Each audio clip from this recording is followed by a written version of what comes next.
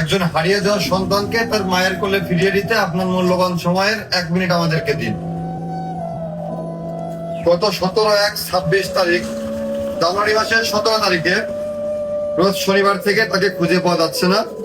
ছেলেটার নাম মোহাম্মদ আবু তালহা, পিতার নাম মোহাম্মদ রশিদ শেখ। তার গায়ের রং শ্যামলা।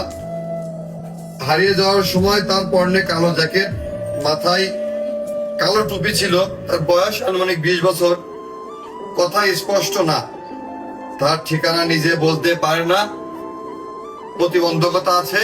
তবে আপনি যদি জিজ্ঞেস করেন তোমার নাম কি তালহা, তাহলে তো বলতে পারবে যে হ্যাঁ বা না।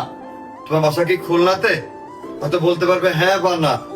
আর সাধারণত আমরা এই একই রকম চেহারা অজস্র মানুষকে দেখতে পাই আমাদের আশেপাশে। তো এই ভাইটা হচ্ছে যে মোটামুটি মুখে হালকা হালকা দাঁড়িয়ে আছে, শরীর স্বাস্থ্য ভালো। আর এ প্রচুর পরিমাণে দোকানে গেলে চা, পান, গুল এই জাতীয় জিনিস ব্যবহার করে, যার কারণে দাঁতগুলো কালো হয়ে নষ্ট হয়ে গেছে, এক কথায় এরকমই। তো হয়তো কিছুটা আলাদা করে চেনা যাবে। ছবির থেকে চুল এখন একটু বেশি বড় হলেও হয়ে যেতে পারে। তো এই ভাইয়ের চেহারাটা মানে অন্যদের থেকে কিছুটা ভিন্নতা আছে।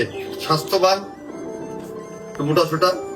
আর যারা বিবরণী দিলাম, তো আপনারা যদি কেউ এই ধরনের কাউকে আপনার আশেপাশে দেখেছেন বা দেখে থাকেন, তাহলে অনুগ্রহপূর্বক আপনি মূল্যবান সময়টা একবার জিজ্ঞেস করবেন তুমি কি তালহা। যদি হ্যাঁ বলে তোমার বাসা কি খুলনাতে, পারবে এগুলো সম্ভবত। আর অথবা এই স্ক্রিনে যে নাম্বারটা দেওয়া আছে, আপনারা এই নাম্বারে একটা ফোন দিবেন। আপনারা ফোন দিলে আপনাদের ফোন ইনশাল্লাহ ব্যাক করা হবে।